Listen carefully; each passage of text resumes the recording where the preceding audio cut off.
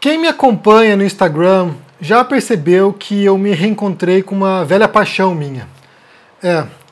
Estamos de volta. Mas não é uma relação amorosa, não tem nada a ver com isso, não tem a ver com isso. É uma relação de paixão com a música e com o piano. Eu não sei se contei essa história antes, eu não sei se já falei sobre isso antes, eu acho que eu nunca mencionei isso no canal. Quem me conhece aqui, quem acompanha, já sabe, né, que eu sou escritor, eu escrevo há muito tempo, escrevo há 22 anos.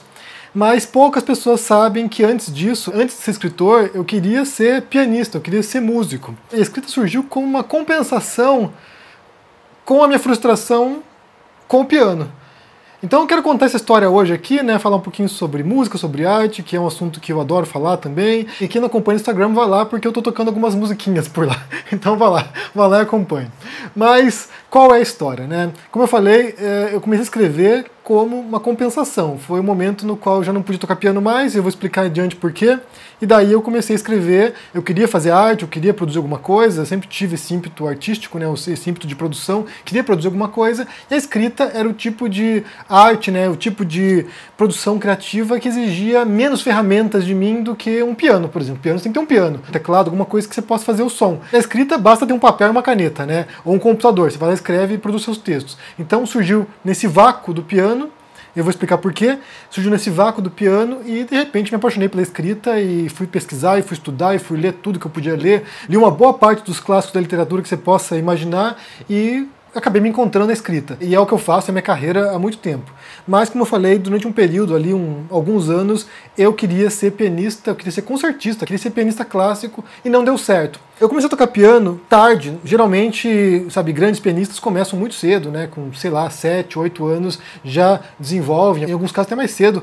Então, quando a pessoa chega aos 16 anos ou 18 anos, já é um grande pianista, né? Já tem, sei lá, 8, 10 anos de prática. E no meu caso, comecei tarde, comecei com 16 anos e havia uma curva muito grande de aprendizado. E até a formação dos dedos também, eu acho que a habilidade, sabe, o alongamento, essas coisas, acaba ficando comprometido. Eu comecei a tocar piano porque eu tinha uma banda com os amigos, adolescentes, né? Uma banda de rock, e eles precisavam de alguém para tocar teclado, tocar o piano. Eu queria aprender guitarra, mas minha mãe não ia pagar aula de guitarra para mim. E ela falou assim, olha, se quiser fazer piano, eu pago. E daí eu fui fazer piano, comecei a estudar, e não encontrei um professor que fosse de rock, o piano popular, ou o piano de blues que eu queria aprender.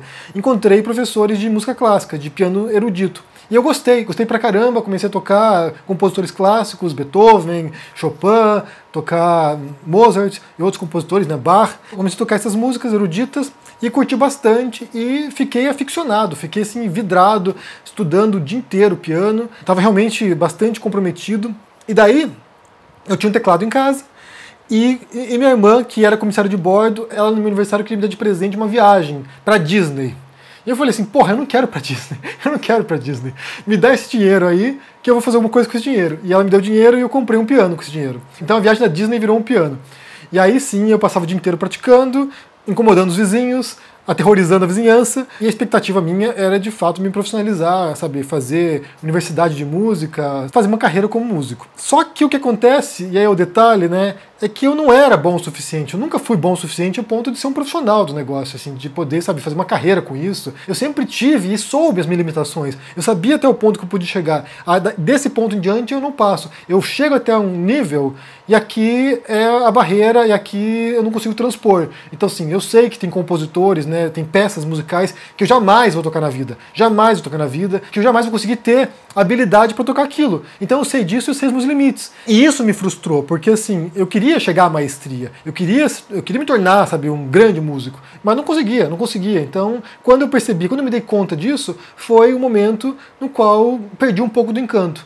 Então, assim, durante todo esse tempo, né, durante, sei lá, desde os 16 anos até agora, quantos anos são isso? 26 anos, eu pratico piano, toco regularmente, né, toco assim, satisfatoriamente para mim, mas não consegui virar profissional. E depois, quando eu saio da casa da minha mãe e vou morar com a minha namorada na época, eu não tinha grana para poder pagar o transporte do piano, porque não basta pagar o transporte, você tem que contratar uma equipe, né, especializada, sabe, que faça mudança do instrumento, que desmonte algumas partes do instrumento, e depois disso tem que pagar a afinação do piano. Então assim, só nisso ia uma cacetada de grana, e eu não tinha dinheiro para pagar o transporte.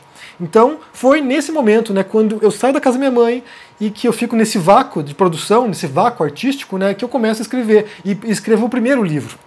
que era bem ruim, era um livro horroroso que jamais vai ver a luz do sol. Então, assim, é um texto que está guardado aqui, depois, postumamente, se quiserem publicar, publiquem, mas em vida não vai ser publicado isso. E depois, meu segundo livro, que foi o primeiro romance que eu escrevi, foi um livro sobre músicos, foi um livro sobre uma família, né, gerações de músicos, pianistas, e daí eu presto uma homenagem a essa minha formação como pianista. Então, assim, foi um modo que eu encontrei de, através da literatura, através da escrita, relembrar um pouco o meu estudo, relembrar um pouco essa vontade que eu tinha de ser músico. E quando eu entro na filosofia, quando eu entro na universidade, que eu decido que eu vou estudar estética, né, que é o campo da filosofia que estuda obra de arte, eu também queria me dedicar na parte da música. Eu queria falar sobre música, eu queria falar sobre, sabe, refletir sobre a música. Só que é um campo muito difícil de você analisar, porque assim, discursivamente, é muito mais simples você encontrar autores, né, filosóficos que falem sobre poesia, ou sobre artes plásticas, sobre pintura, por exemplo, do que sobre música, porque a gente fala de uma forma de expressão artística que não é tão descritiva assim, né? Que não é tão palpável assim como é uma pintura, como é uma pintura renascentista, por exemplo. Você vê lá, sei lá, um Davi, vê lá uma imagem, sabe, mitológica lá, reproduzindo algum tipo de cena mitológica, você pode descrever aquilo ali e você pode interpretar aquilo. Na música é muito mais sutil o negócio. Como é que você explica uma sinfonia de Beethoven, por exemplo? Como é que você vai lá e analisa isso e traz reflexões filosóficas sobre isso? Então é bem mais difícil. É possível, é possível. Por exemplo, sei lá, Como Assim Falava Zaratustra, do Richard Strauss, que é uma peça erudita, na qual o compositor alemão ele se inspira na obra do Nietzsche. Tanto que o meu professor de piano, né, na época, que era o Flávios, lá em Curitiba, que era um amigão meu, ele era formado em filosofia. Então a gente fazia aula de piano juntos, e durante a aula a gente também falava sobre filosofia. Então, assim, acabou juntando assim, esses interesses, e ele fez a monografia dele na universidade sobre essa peça do Richard Strauss. Então, assim, eu queria falar sobre música, mas depois fui mudando um pouquinho, fui, sabe, modulando a minha formação no sentido mais para a literatura mesmo, que era o meu interesse. E durante todo esse período, durante todos esses anos, como eu falei, foi uma relação meio tensa, com seus altos e baixos, né? Então em alguns momentos eu voltava a praticar, tocar piano bastante, em outros momentos eu ficava meses sem tocar, ou nem sequer tinha um instrumento para poder praticar. E agora, nesses últimos meses aqui, nas últimas semanas, eu acho, desde que eu fui para Manchester, eu acho, quando eu fui para Manchester, que eu toquei lá na Biblioteca Pública de Manchester, isso me despertou a vontade de voltar a praticar e me aperfeiçoar de novo. E quem sabe eu até conseguir ultrapassar essas limitações. Não sei também, né? Não vou também criar expectativas aqui, mas eu tô feliz de me reencontrar agora na música, de voltar a tocar. E estou publicando esses trechinhos lá no Instagram, as pessoas estão curtindo. Então isso dá uma motivação também adicional, né? De você, sabe, sentir que está agradando as pessoas, que as pessoas curtem. Porque no final das contas os artistas querem isso também. Os artistas não querem apenas, sabe, expressar as suas emoções, sabe, as suas ideias, mas também querem que as pessoas olhem aquilo e sintam também aquela expressão, né? Então, assim, a arte tem a ver com isso. A arte é uma comunicação. A arte é uma forma de a gente atingir as pessoas, não através da análise, não através do discurso, não através de uma expressão que seja muito coerente ou lógica, mas através de uma série de emoções que são transmitidas ou por instrumentos, através da música, ou pela voz, ou pela literatura, ou por artes plásticas, ou por dança, ou por qualquer outra forma de expressão artística. É uma linguagem que fala, né, da alma humana, da emoção humana para outro ser humano que vai poder assimilar isso e também extrair alguma coisa dessa expressão. E certamente a música é uma das formas mais imediatas de expressão artística, né? Poucas formas artísticas são tão potentes e tão profundas em termos de contato imediato com a outra pessoa do que a música. Assim, você pode pegar um texto e você ignorar aquele texto e não querer ler, mas uma música, se você está passando por algum lugar e você ouve uma música bonita, isso vai te atingir, mesmo você querendo ou não. E eu tenho usado, né, eu tenho aproveitado meu Instagram para fazer uma coisa bem diferente daquilo que eu faço aqui no canal. Eu não quero transformar meu Instagram, sabe, numa extensão do canal no YouTube, falando de política, falando de temas sérios, falando de temas pesados, de temas que nos frustram, nos deixam com raiva, mas quero transformar em uma outra coisa, talvez uma coisa mais leve, pra gente poder, sabe, escapar um pouco também, né? Escapar um pouco também, porque ninguém merece ficar o dia inteiro em cima disso. Então, o fato é que eu estou de novo numa relação agora com essa paixão antiga que é a música. Então, assim, estou empolgado mesmo, assim, tenho praticado bastante aqui.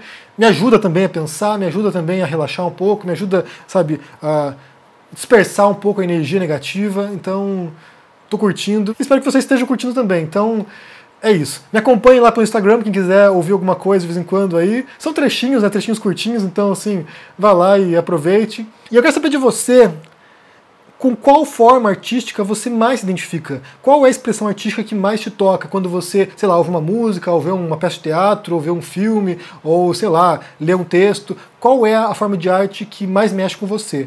Eu posso dizer que a música, para mim, sem dúvida nenhuma, é o tipo de arte que chega a ficar com os olhos rasos d'água de emoção, porque tem músicas que são muito bonitas mesmo. Às vezes tocando a música, às vezes estou tocando a música e de repente vem uma carga de emoção ali que é difícil controlar. Então me diga aí no comentário o que você pensa, o que você curte ouvir, assistir, ler, me diga aí, me recomende alguma coisa também, algum compositor que você goste, alguma música que você curta, recomende aqui no comentário para eu ouvir. Mande sugestões para poder tocar alguma coisa no Instagram no piano, porque eu estou recebendo pedidos de vocês agora, então deixa aqui no comentário e se inscreva no canal, curta esse vídeo e se cuide. Um abração e até mais. Tchau! Meus queridos amigos e amigas do canal do Henry Bugalho, eu sou Eduardo Moreira e queria te convidar a assistir um vídeo que traz dados que são surpreendentes, chocantes e necessários nesse momento de país que a gente está passando. No final do vídeo, uma convocação para no dia 30 de junho a gente estar junto. Assiste até o final e no dia 30 de junho a gente se vê novamente.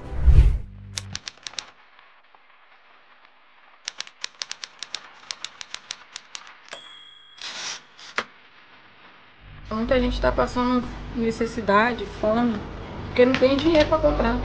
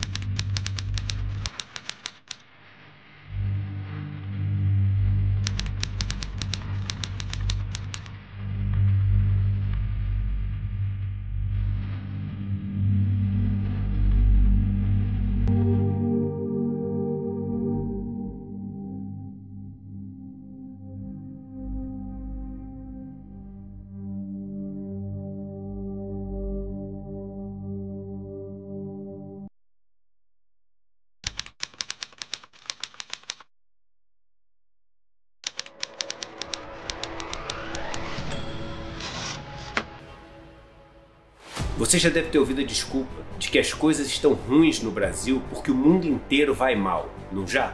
Agora, alguém já te disse que só 2 países no mundo têm taxa de juro ao consumidor maiores do que o Brasil? O Zimbábue e Madagascar. Você sabia que os juros no cartão de crédito no Brasil são os maiores do mundo, 3 vezes acima do 2º lugar na América Latina? Você sabia que o sistema financeiro do Brasil, segundo a maior empresa de consultoria do mundo, é o mais lucrativo do planeta para os banqueiros? Temos também uma das inflações mais altas, um dos combustíveis mais caros, a taxa de desemprego mais assustadora e o maior número de mortes por 100 mil habitantes entre todas as grandes economias do mundo. Mas isso ninguém te conta. Além de te explicar no detalhe a tragédia que aconteceu no nosso país ao longo dos últimos anos, eu quero te ajudar a encontrar caminhos para sair desse caos. No dia 30 de junho, eu e um grupo de especialistas vamos te ensinar como liquidar com os bancos suas dívidas por uma fração do valor, como guardar suas economias com muito mais rentabilidade e menos risco do que a caderneta de poupança. E vamos desvendar o caminho que o dinheiro faz, saindo das mãos de quem trabalha nesse Brasil para as mãos de quem controla o poder econômico e político. Ao final da aula, uma surpresa bombástica vai ser anunciada. Acabou a farsa.